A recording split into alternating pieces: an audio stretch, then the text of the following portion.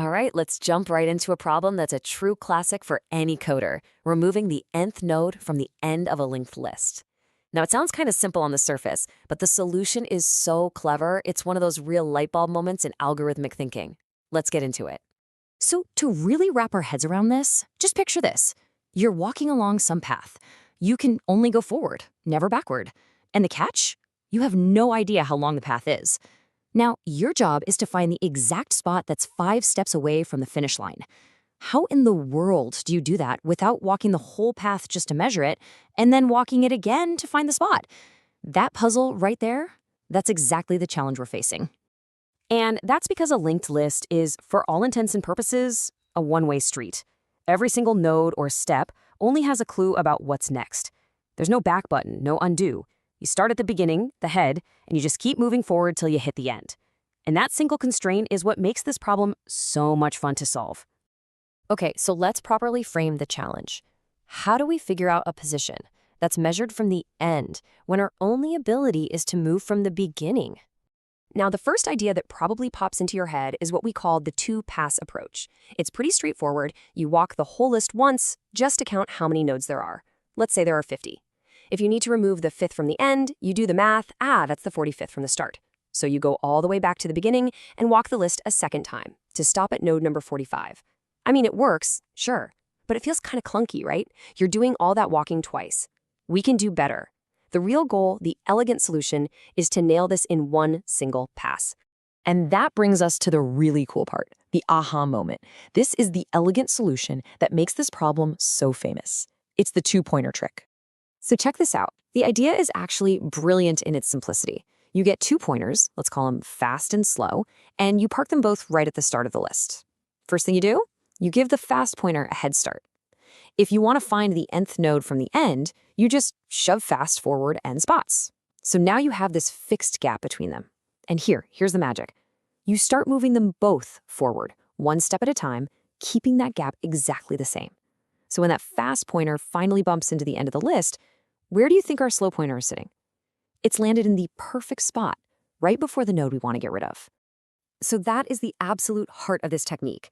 By creating this fixed width gap, we can figure out a position relative to the end, all in one go. It's like you're turning a problem about knowing the destination into a simple rule about maintaining the distance between 2 travelers. Okay, theory is great, but let's actually see this thing in action. It'll make so much more sense when we walk through it. So let's imagine we want to remove the second node from the end. So n equals 2.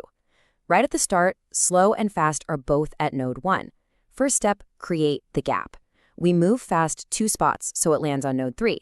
Now we start the dance. They move together. Slow goes to 2, fast goes to 4, then slow goes to 3, and fast goes to 5. And bam, the fast pointer has hit the end of the line. And look where slow is. It's sitting at node 3, perfectly positioned to snip out the next node, which is node 4, our target.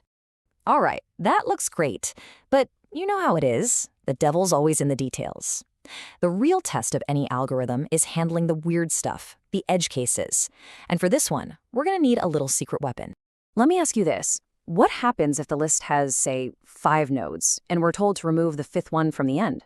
Well, that means we have to remove the head, the very first node. Our whole strategy relies on the slow pointer changing the next link of the node before our target. But if we're deleting the head, there is no node before it. Whoops, our entire logic just fell apart. And this is where our hero, the dummy node, swoops in to save the day. It's such a handy trick. A dummy node is just a simple placeholder that we stick at the very, very front of the list, before the original head. Its one and only purpose in life is to guarantee that every single node, including the one that used to be the head, now has something before it. Just look at the difference this makes. Without a dummy node, you have to write this ugly special if condition just to handle removing the head. It's messy, it's a spot for bugs. But with the dummy node, the problem just evaporates. We just start our slow pointer on the dummy. And if it turns out we need to remove the original head, slow just ends up right back on the dummy. And our slow.next logic works perfectly. No special cases, it's just clean, it's simple, it's beautiful. Okay, we've got the logic down, we've handled the tricky bits. Now it's time to see what this actually looks like when we write it out in code. So here in the C++ version, you can see our whole strategy laid out. First, we create our dummy node and point it to the head.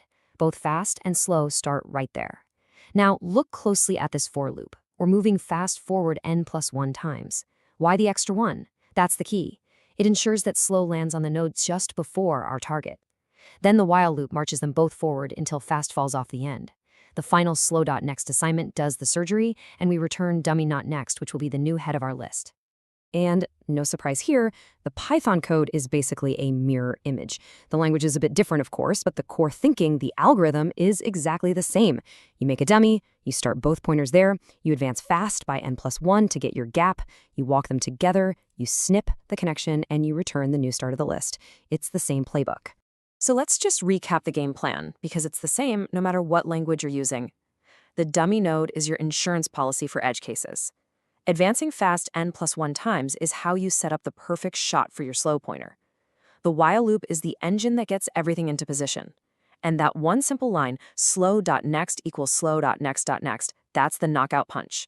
Finally, you return dummy.next to make sure you're always handing back the correct, possibly new head of the list. You see, what we've just gone through is way more than a solution to one little problem. This is a whole pattern of thinking. This two-pointer gap trick is a powerful tool you can now add to your coding toolbox. So the real question to leave you with is, where else could you use this? Where could this idea of relative positioning take a problem that seems complicated and turn it into an elegant, single-pass solution? It's a powerful idea to keep in your back pocket.